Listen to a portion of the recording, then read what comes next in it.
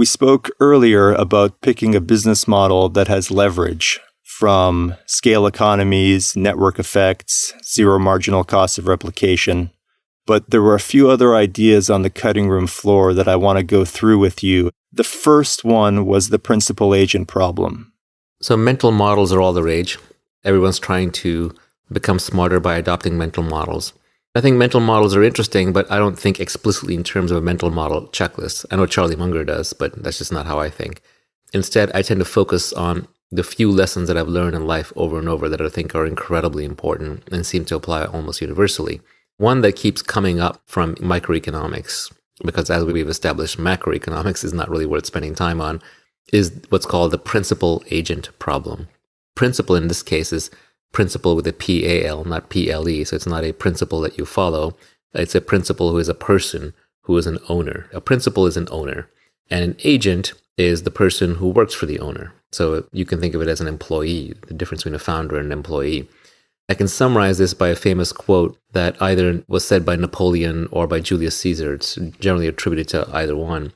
But he said, "If you want it done, then go. If not, then send." Which is basically saying, if you want to do something right, do it yourself, because other people just don't care enough. Now, the principal agent problem pops up everywhere. In microeconomics, the way that they try to characterize it is that the principal's incentives are different than the agent's incentives. So the owner of the business wants what is best for the business and will make the most money. The agent generally wants whatever will look good to the principal, or might make them the most friends in the neighborhood or in the business, or might make them personally the most money.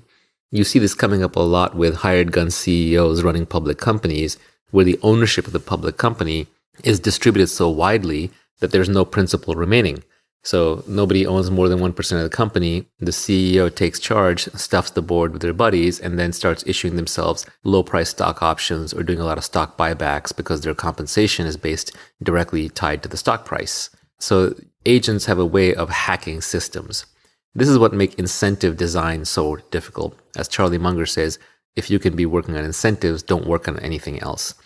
Almost all human behavior can be explained by incentives, and the study of signaling and signals is seeing what people do despite what they say. People are much more honest with their actions than they are with their words. You have to get the incentives right to get people to behave correctly. It's a very, very difficult problem. Because the good people aren't purely coin operated. They're not just looking for money. They're also looking for other things like status or meaning in what they do.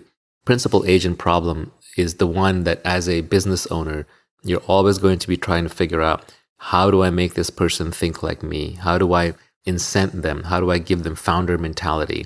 And I think you have to truly have been a founder to fully appreciate how important this founder mentality thing is, and what a difficult and gnarly problem the principal agent problem is. What I would say to you is, if you are a principal, you essentially want to spend a lot of your time thinking about this problem. What that means is you want to take your top lieutenants and you want to be very generous with them in terms of ownership and incentives, even if they don't necessarily realize it, because over time they will, and you want them to be aligned with you in how they operate. When you do business deals, it's better to have an aligned partnership where you both have the same incentives than a partnership where you got the advantage in the deal. You negotiated in such a way that you've got the better end of the transaction, because eventually the other person will figure it out, or they'll be misaligned and somebody else there will start doing misaligned things and the partnership will fall apart. Either way, it's not going to be one of those things that you can invest into with the benefits of compound interest over decades. And then finally, if you're in a current role where you're an agent, you're an employee, your most important job is to think like a principal.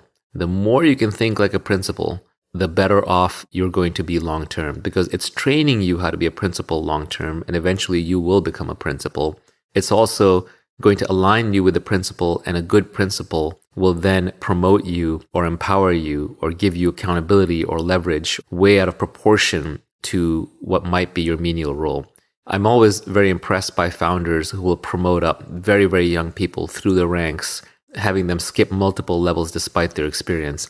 And invariably, it happens because this agent who's way deep down thinks like a principal.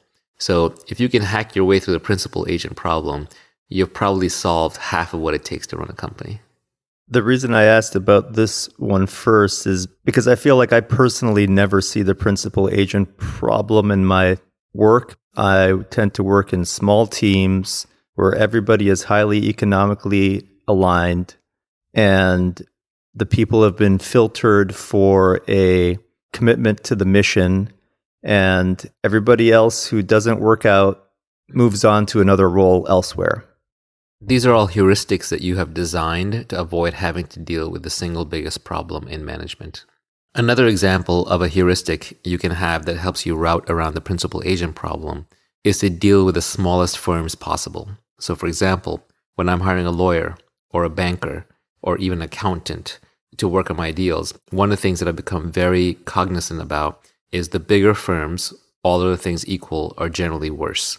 Yes, they have more experience. Yes, they have more people. Yes, they have a bigger brand. But what you'll find is that the principal and the agent are highly separated. And very often the principal will sell you and convince you to work with a firm, but then all the work will be done by an agent who simply doesn't care as much. And you can end up getting substandard service. So I prefer to work with boutiques, and my ideal law firm to work with is a law firm of one. My ideal banker to work with is a solo banker. Now you're making other sacrifices and trade-offs in terms of that person's resources, and you are betting big on that person, but you've got one throat to choke. There's no one else to point fingers to. There's nowhere to run. The accountability is extremely high. If you're an agent, the best way to operate is just say, what would the founder do? If you think like the owner and you act like the owner, it's only a matter of time until you become the owner.